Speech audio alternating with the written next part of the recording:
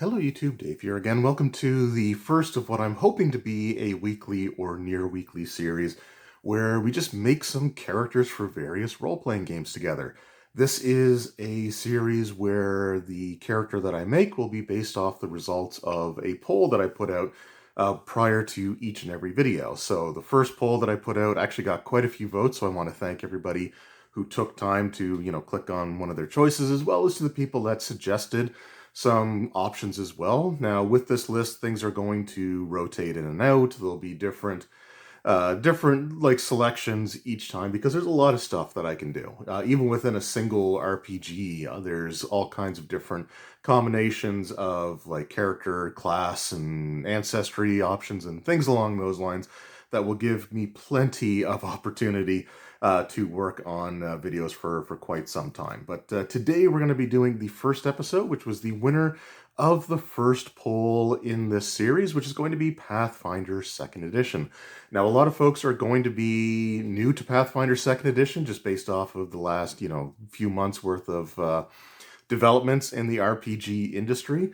And I think that's totally great. And while not every video in this series is going to try to be like a really dedicated tutorial, there are some elements to creating a character for Pathfinder 2nd Edition that I really just want to try to make as plain and as hopefully easy to understand as possible. One of the things that I would really recommend for people getting into Pathfinder 2nd Edition when it comes to creating their character is just to have something to help them keep track of the various stages of creating your character, from choosing your ancestry, your background, your class, finishing details for things like your ability scores, which are all influenced by those things, as well as your hit points, the skills that you gain from each of those options, as well as any feats and other things along those lines. So here's just a little aid that I made for myself. I've shown this off in some other videos as well, but we do have the character creation aid. Now,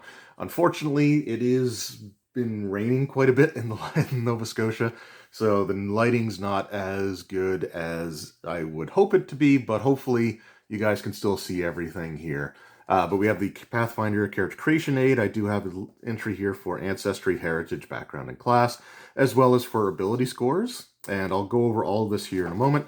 The hit points that you gain from your ancestry, as well as your class, plus your con modifier for the final hit points, any skills that you gain, any feats that you gain. I do have a miscellaneous one in here because depending on your choice of ancestry or even certain classes, they might give you more than one feat or different types of feats that you can choose from during character creation, and just a spot for the equipment section where you start with 15 gold to equip your character with. So, like I said, when it comes to Pathfinder 2nd Edition, there are steps to creating the character, and there are some things that I do want you to keep in mind. Now, today we are going to be making a Dwarven Rogue. We're going to make sort of like a Dwarven explorer slash treasure hunter type of character. And it's just a character concept that I've always liked, and I tried to play once, but it didn't go as well as I wanted it to, just based on the way that the DM decided to like place traps. Instead of having them in more logical places, it would always be like in places that are just off of the logical places. And anyway, though, it's still a character concept that I've always enjoyed, and that's definitely something that I want to do here today. Now, when it comes to the steps for creating your character, like I said, your ancestry is a big one. Each ancestry will also have its own heritage, which is kind of like a variant of the main ancestry. So we'll take a quick look at the dwarf entry here, and I do apologize. I know that the camera is wobbly. I can't really do much about it right now. I record these videos on my phone. The only tripod that I'm able to find that will fit my phone is one that has one of those like flexible bendy arms. And I'm recording off of a different table now than I was before, and this one just seems to be a little bit more springy. I don't know exactly why that is, but I'll try to work on that as time goes on. But let's just take a look at our dwarf here. And we're going to choose what type of dwarf we are going to make. So we're going to fill in our ancestry as well as our heritage. So, and we'll go over some of the other things that you get from that as well here as we're going through, because for your attributes, for example, they are influenced by your ancestry, your background, your class, and then you do get some things to finish up with that, and we'll talk about that in a moment. But yeah, we're going to make a dwarf, and I think we're going to go with an ancient blooded dwarf. So you get Call on Ancient Blood as an ability. Your ancestors' innate resistance to magical surges before slowly ebbing down. You gain a +1 circumstance bonus to the triggering saving throw, and until the end of this turn. So yeah, it'd be kind of cool. So the trigger is you attempt a saving throw against a magical effect, but haven't rolled it yet. Something that might be very useful for our treasure hunting, exploration-based character. So we're going to go, and my handwriting is awful, and I'm also reaching around the tripod to try to write this stuff out, but we are going to go with Ancestry Dwarf and Ancient Blooded.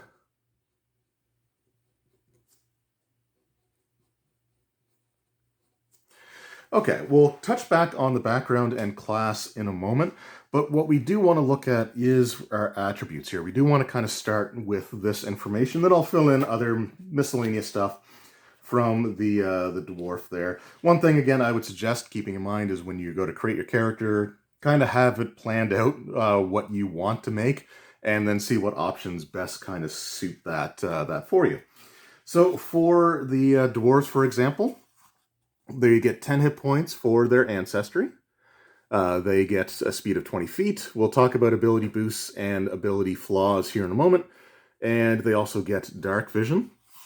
So when it comes to your ability scores, that's kind of what we want to talk about now. So I'll fill in all that other information kind of off camera. But when it comes to creating determining your attributes, you have ability scores that have a base of 10. So each of your 6 ability scores, strength, dexterity, constitution, intelligence, wisdom, and charisma, all start with a base of 10. Your stats are modified by your choice of ancestry, background, class, and some ones that you get to finish up your character creation with once you've factored in all the rest of those.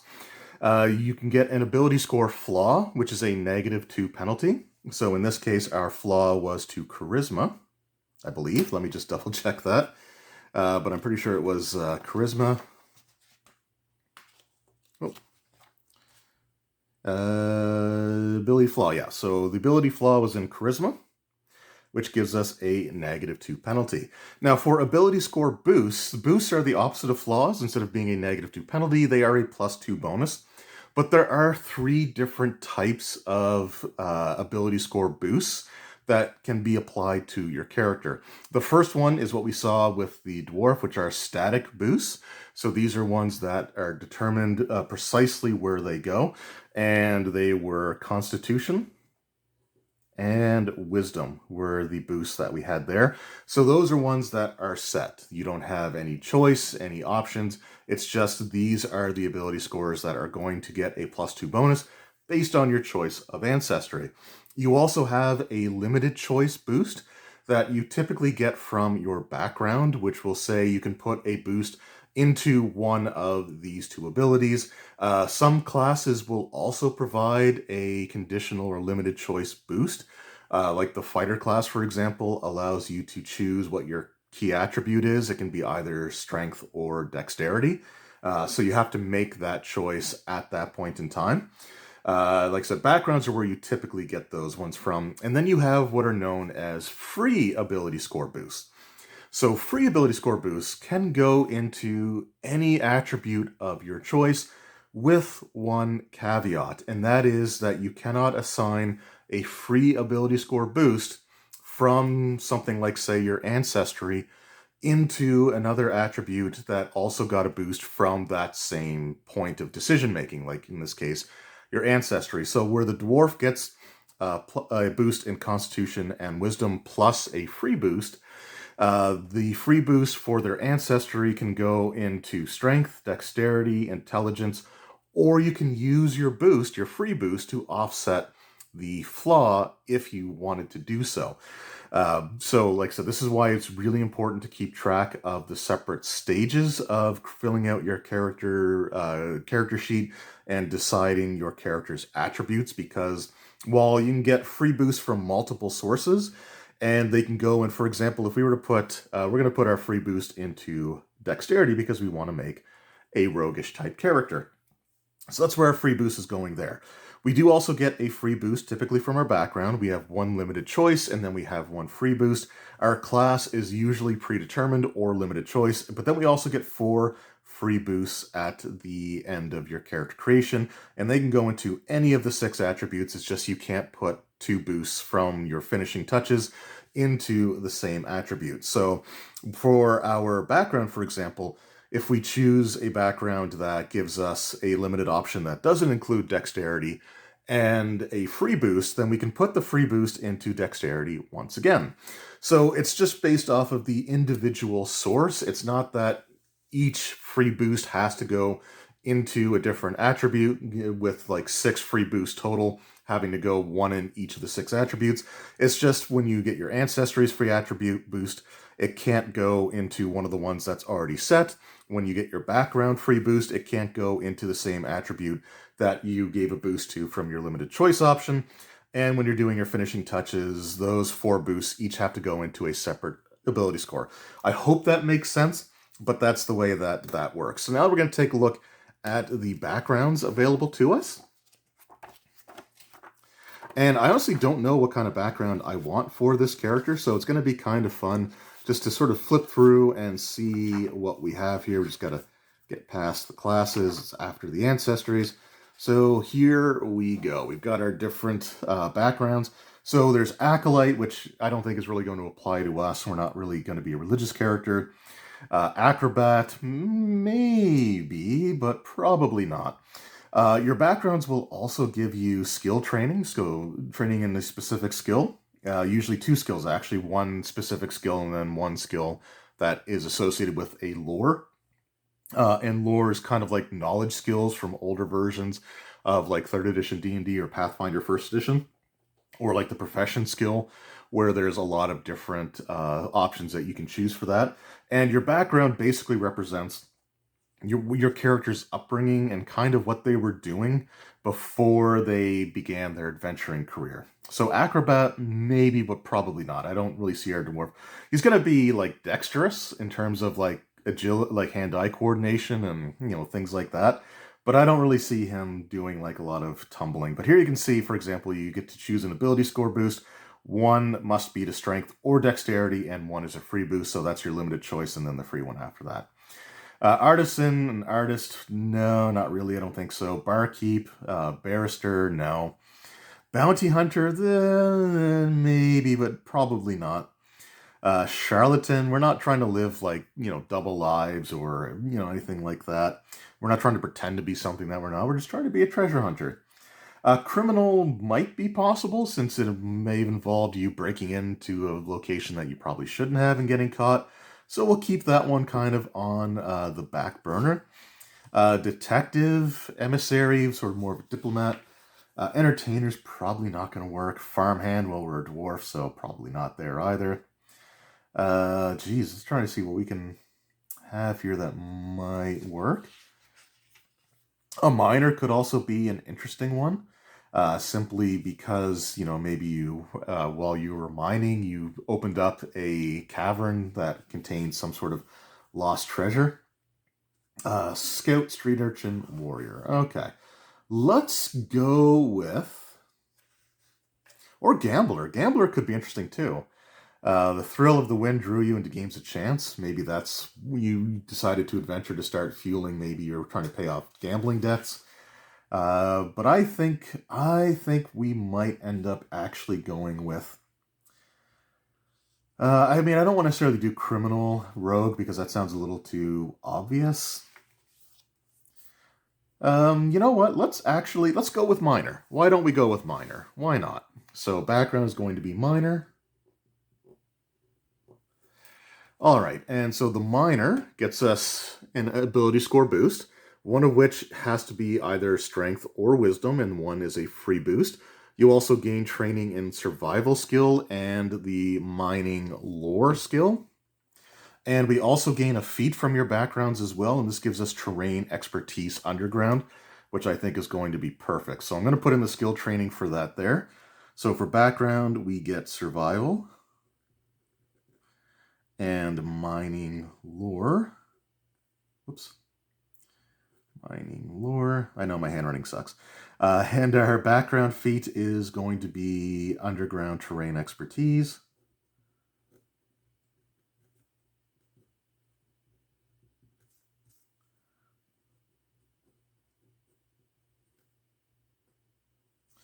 Okay, perfect. So we have that information filled out. So now let's look at our ability score boost. Where do we want to put the first one? Has to be either strength or wisdom. So let's actually go with strength, because that would make sense. And for our second boost, we're going to be putting it once again into dexterity, because we do want to have a decent dex when we go to create or finish off our character. So then we have to choose our class, which is going to be rogue. And your class will always give you a boost in that class's prerequisite ability. So if we go to the rogue class, there's the ranger, there's the rogue. The key ability score is dexterity. So your class gives you an ability boost to dexterity, or an option from Rogue's Racket. Ooh, what do we have for Rogue's Racket? Okay, ruffian, scoundrel, or thief. Okay, so I think we're going to actually take thief for this one, because we want the training in the thievery skill. We don't necessarily need, we're not necessarily a scoundrel, although scoundrel could also work, but we're not focusing on the charisma-based stats for this character. He's not looking to be like a dashing, silver-tongued type of character. He's more obsessed with like finding locations and disarming traps and recovering ancient artifacts and relics. So we're going to go with, I think, thief for that. And yeah, I think that would be dexterity or... yeah, so that would definitely be dexterity. So we're going to go with the rogue, so that gives us dex. So for our class, we get a boost, which is a set boost, which goes into our dexterity. And now we're going to finish off our character's attributes. We have 4 boosts, so we get to assign boost to 4 different ability scores. So we are going to put 1 into charisma for the finishing touches, because while we're not looking to be like the silver-tongued type of characters, the dashing rogue type of archetype, we don't want to be like really bad at talking away the situation if we need to. So we're also going to put 1 into strength as well,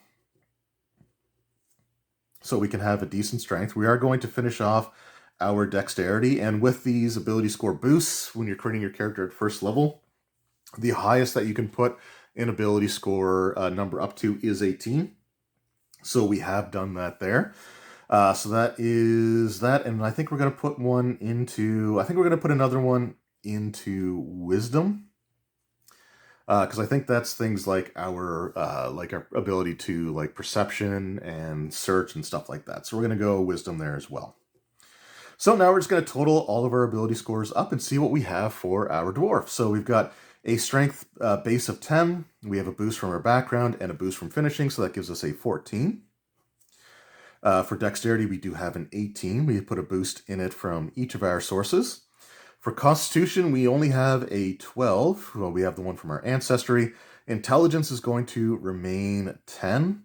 Now, truthfully, maybe I probably should have put one of the boosts instead of putting it in strength. Maybe I should have put it into intelligence, but we'll stick with the 10. And then for our wisdom, we're going to have a 14 there as well. And then we're going to have a 10 for our charisma. So the way ability scores work is you have a number and then your modifier. A 10 is considered to be an average ability score. Therefore, you don't have any modifier, so it would be a +0.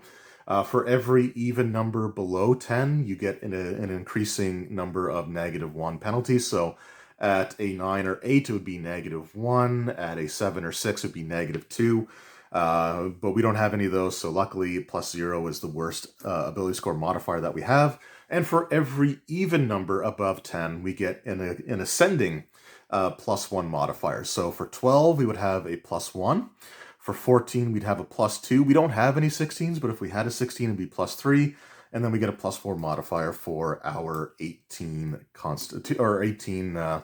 dexterity. So, now that we've got that information out of the way, our dwarf background or ancestry did give us 10 hit points. We got to see how many hit points our class gives us. So the rogue class, which I want to say is 8. It might be 6, but I think it's 8.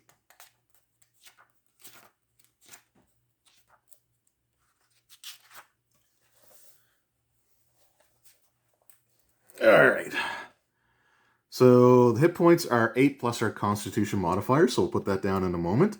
We also get our expert proficiency in perception. We are trained in the fortitude the fortitude saving throw, and then we are experts in both the reflex and will saving throws.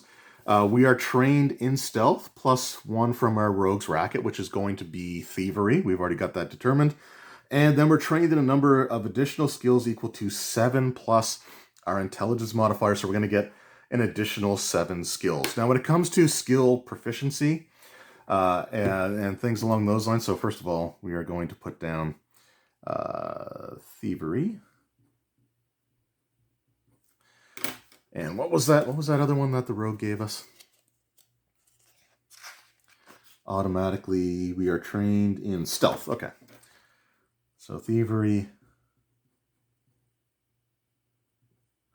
Okay, so the way that your skill training works is, and we got 8 plus con modifier of 1. So we're going to have 19 hit points total for our character. So when it comes, like I said, when it comes to skill training, if you do have, like I said, you go through the steps, right? So our ancestry, let's see if that gave us any skill training. Sometimes they do, sometimes they don't.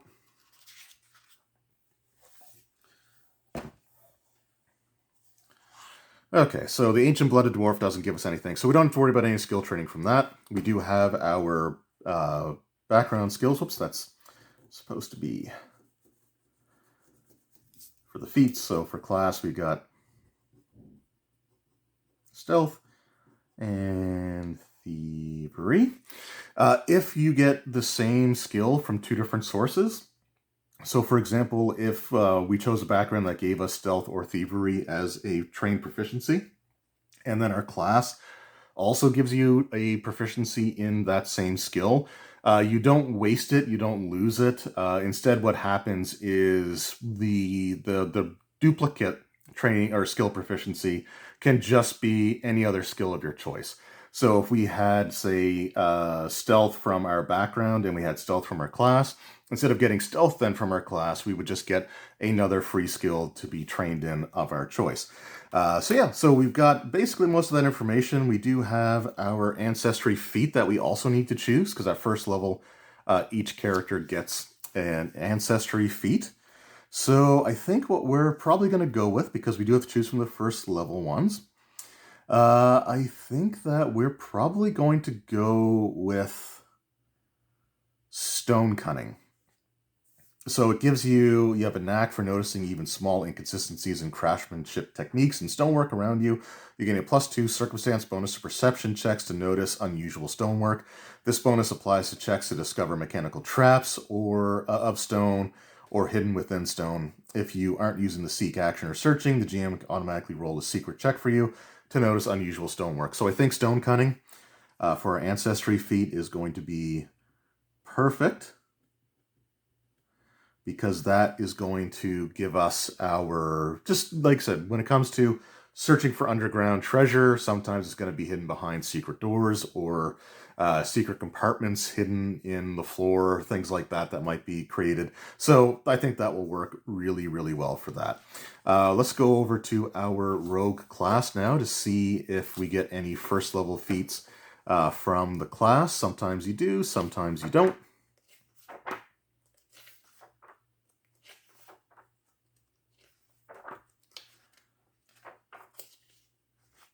Oh, that was Ranger. We went too far. Archer, I think that's actually Ranger as well. There we go. So for first level, what we get is ancestry and background. We get our initial proficiencies, the rogue's racket, which we have, sneak attack of +1 or 1d6, surprise attack, rogue feat, and we do get a skill feat at first level as well. So that's actually pretty cool. So we've got for our surprise attack, so it says you spring into combat faster than foes can react. On the first round of combat, if you roll deception or stealth for initiative, creatures that haven't acted are flat-footed against you. Okay, that's actually pretty cool, because flat-footed works in with the sneak attack. So let's take a look at what we have for first level rogue feats. Okay, Trap Finder is just going to be the one that we're going to choose there. So for class, we're going to go with Trap Finder. And we do get a skill feat as well that we can choose. So we're going to have to flip ahead a little bit further in the book.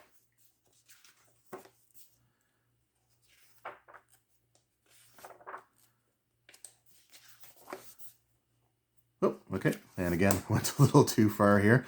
We are looking for feats. We're in the skills section.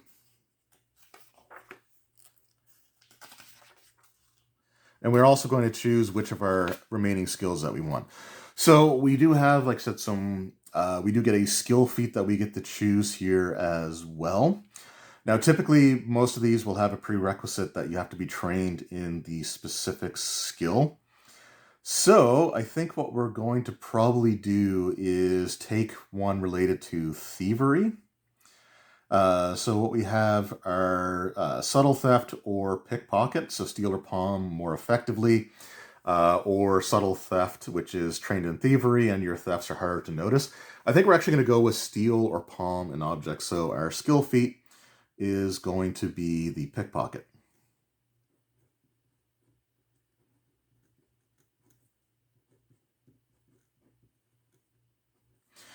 All right, so we've got pretty much most of our starting details taken care of. So the only thing left to do is equipment and just fill in our character abilities. So I'm going to take a quick break here. I'm going to pause the video and I'm just going to start filling out the character information here, as well as going through and like just filling out the character sheet. I will do a little bit here just so you kind of see how it works. So we do have our max hit points of 19. We don't have anything else that we have to worry about there. We are considered to be an expert in perception. So the way that you just shade in the box underneath. So you'll see for skills and certain things that you have training levels in. Get it to focus there. You'll have trained, expert, master, or legendary level of training. And the way that it works is if you're untrained in a skill, you just roll straight and you add your relevant ability score modifier. If you're trained, you get an additional bonus of 2 plus your level. So for example, if we're trained in stealth, so we would get a total of 3 plus our dexterity modifier at first level, because you get 2 plus your level. So 2 plus level 1 character is 3 plus our 4 for our dexterity ability score. And that is going to give us a +7 bonus to our stealth. And you just shade in basically the level that you are trained up to. You can also fill in the ones like that are lower than it if you want to. It's fine either way. I've done both. And then, yeah, we're just going to go through and fill in all the information.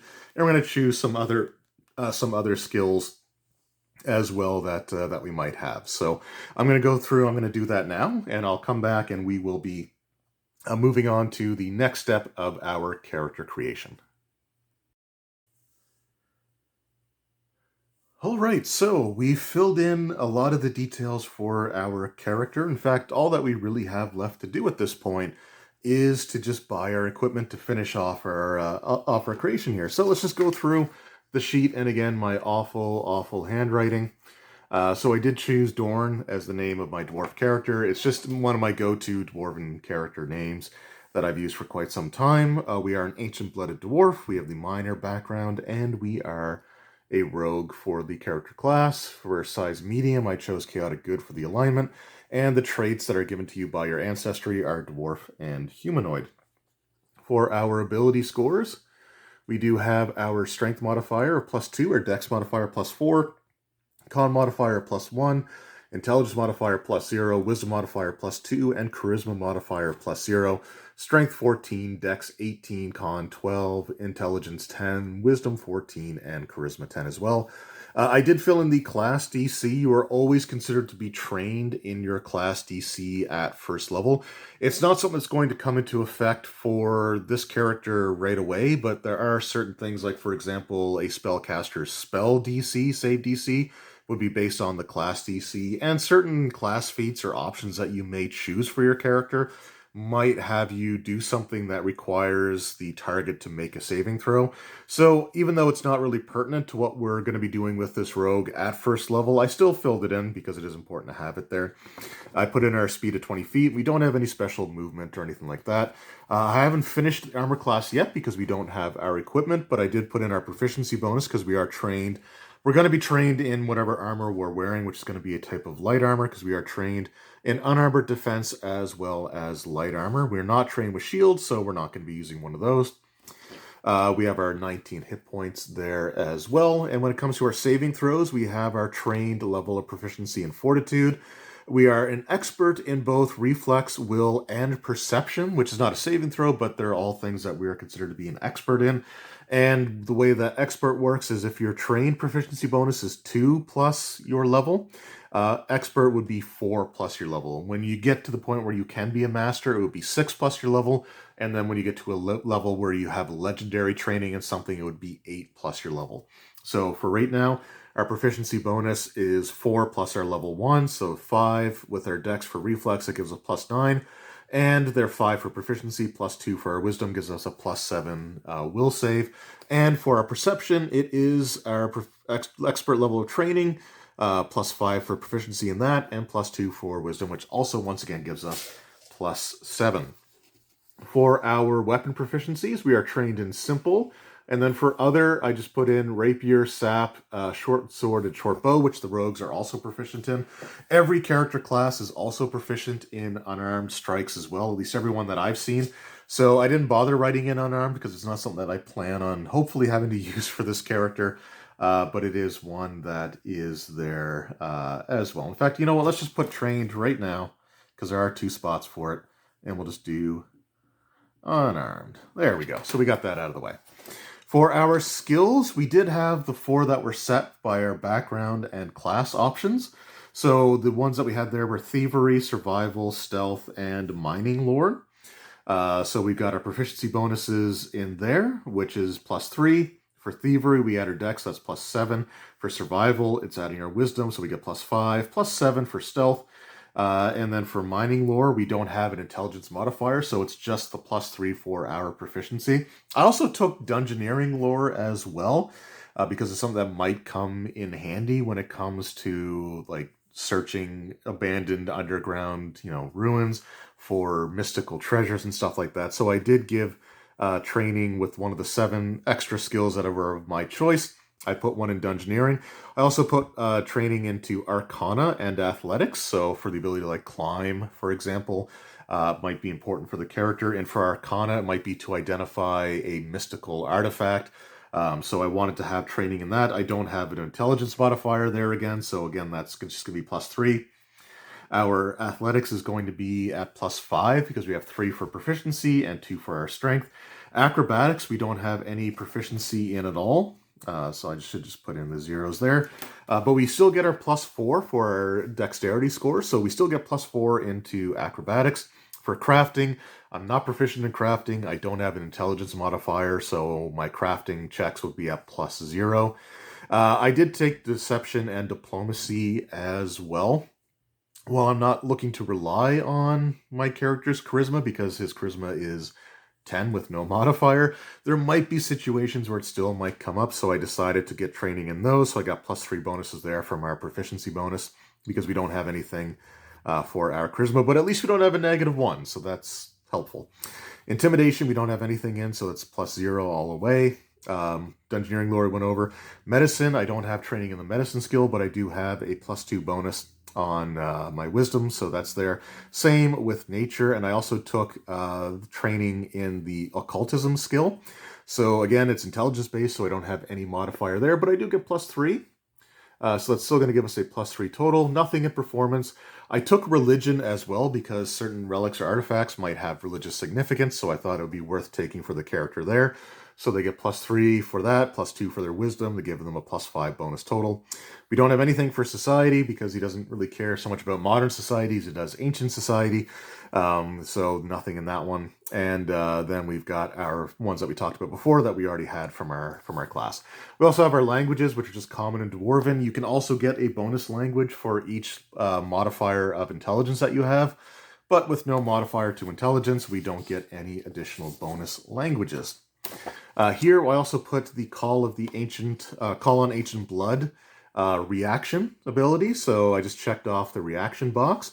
I wrote what the trigger was, so attempt a saving throw versus magical effect before actually rolling the save. And then the circumstance, or the descriptions, you get a +1 circumstance bonus to the save, and that lasts until the end of the current turn. We don't really have anything else to put in there. I could put like different information for like the personality and all that stuff. I'm not going to worry about that too much because that can always be, vary based off of what the actual campaign is. So we're not going to worry too much about that. And then we've got our pickpocketing feat, which is our skill feat. I put it in special because the skill feats, you have one for background and you don't get another one for until 2nd level.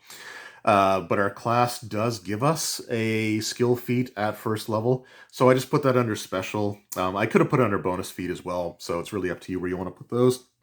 And for heritage, I put stone cunning. We do have our terrain expertise underground for our background skill feat. And then for our class feat and abilities, features and stuff like that, we do have the rogue's racket, which is thief. We have the rogue's racket, which is thief, surprise attack, sneak attack of 1d6, and the trap finder feat that we took there. So now all that's left to do is to just essentially get our equipment. So one of the things that we do need to talk about is how much stuff that we can carry before we're considered to be encumbered. And if you're encumbered, you take penalties, I think, to your movement as well as to certain ability checks or skill checks, things along those lines. I'd have to look it up again to be 100% sure, and I'll come back with that when I finish equipping my character.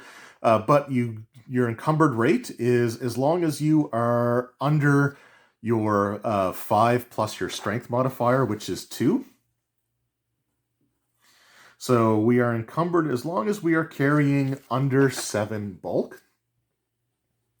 And for our maximum amount that we can carry, and basically if you're carrying your maximum, you're essentially immobilized, but you can still at least carry or move certain amounts of things. So we can do that. So we can move while we're still encumbered, but once we reach our maximum, we're weighed down way too much. And that number is going to be 12. So when we take a look at equipment, I'm just going to flip really quickly here to give you an idea of how that works. So let's get to the equipment section, which I've skipped over a couple of times here. All right. So we do have our information here. We do start with 15 gold pieces. That's what you begin at 1st level with. So you basically subtract whatever you have from your gold piece value. So for example, we're probably going to take a chain. No, we're going to actually, I think we're going to have to go with just a regular leather armor because it caps our dexterity at +3 if we were to use the chain shirt or the studded leather. So we're going to go with regular leather armor. And that has a bulk rating of 1. Heavier armors, for example, full plate has a bulk rating of 4. And another armors might have a 3 or 2 or stuff like that. So we've got we've got like numbers for bulk, but we also have some things that might have no bulk. So no armor obviously is not going to encumber us. But you also see the symbol L there. L stands for light, which means that individually, light items aren't going to contribute to your bulk rating. However, if you have 10 items in your inventory that do have the light rating for bulk, then that would equal 1. If you have 9 items that have the light quality to them for their bulk property, then it doesn't count towards your encumbrance number at all. It's when you get to 10. So if you have 11, it's still only 1 bulk from that 11 number of light things. If you have 19 light objects, then it's still only 1 bulk. It's only when you get to 20 of those that you would get the second thing of bulk there. So we're going to go through, we're going to take our leather armor. We're probably going to end up taking a short sword.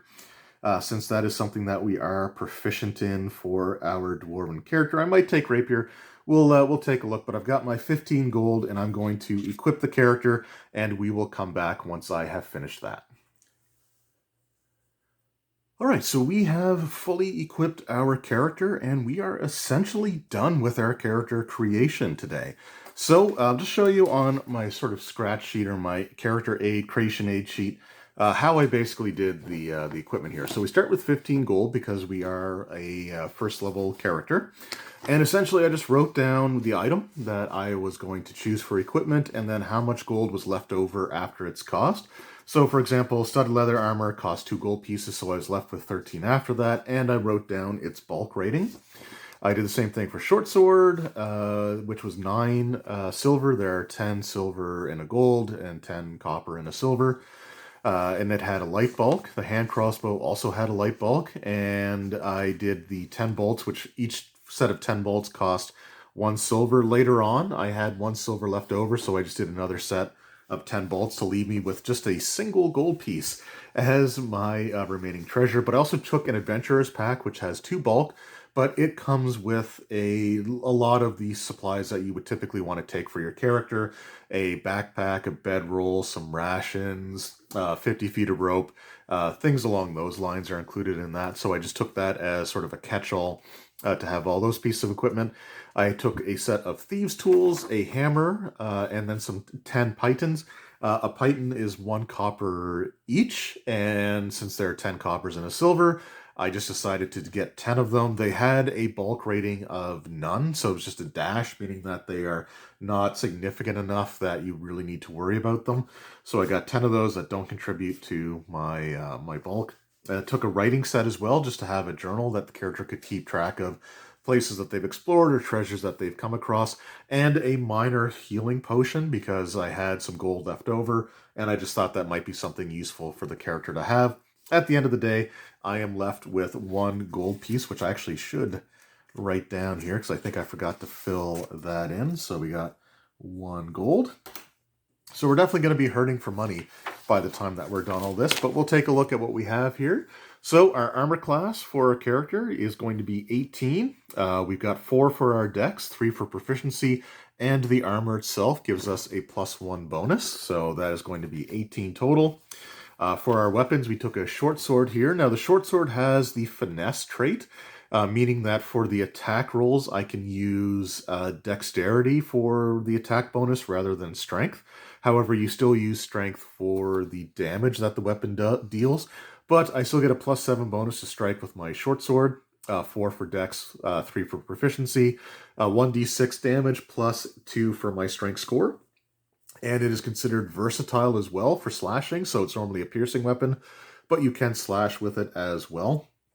It also has the agile trait, which effectively what that does is if you make multiple attacks, because you have 3 actions that you can use in a combat round in Pathfinder, if you make your first attack, you do it at your full bonus, but if you make a second attack after that, then you would normally have a -5 penalty to the attack roll. However, finesse weapons is only -4, so if I were to make a secondary attack with my short sword, it would be still at a +3 bonus, so it might be worth doing if that's the case. Then I have my hand crossbow as well, which also has a +7 bonus to hit because it's using the exact same modifiers. It deals 1d6 damage. Ranged weapons don't deal extra damage based off of like dexterity or strength or any of those things. So there's nothing there, but it is a piercing weapon with a range of 60 feet. For the rest of our equipment, I just have it written down here on this other sheet. So I got all the items. I just put them under worn. You can maneuver them other places if you want to, but these are just things that my character is going to be carrying on his body pretty much at all times. So we have the adventurer's pack, his armor, his short sword, his hand crossbow, the bolts, the thieves' tools, the hammer, the pythons, the writing set, and the potion of healing. We have 3 bulk, 2 from our adventurer's pack and 1 from our studded leather armor. And then for light objects, we've got 1, 2, 3, 4, 5, 6, 7. So not enough to add an extra bulk onto there. So we only have a bulk rating of 3. We can carry, as long as we're less than 7, we are not considered to be encumbered. And the encumbered ability or condition, what it does is it reduces your speed by 10 feet, and it also gives you the clumsy condition. And what clumsy does is it gives you a -1, in this case, penalty to any dexterity-based skill or saving throw. So you got to be careful with, being bogged down by too much stuff. But that is our character creation video. I hope that this helped. I know it's a bit on the longer side because I wanted to explain a little bit more because a lot of people are discovering Pathfinder for the first time, and hopefully this video helped. The main thing that I just kind of want to reiterate is just have a way of keeping your character creation stuff separate from the different options that you have to make, especially for your ability scores, but it's also useful for your hit points, your skills, and feats and stuff like that. So I hope this helped. If you have any questions about creating a character for Pathfinder 2nd Edition, please leave them in the comments below. At the time that I'm recording this, the poll for next week's character creation video is also already up, so there's a few options to choose from there. Make sure that if you're interested in the series and you want to see more from it, just vote on the poll that's on my community tab. And I will see you all next time. Until then, take care.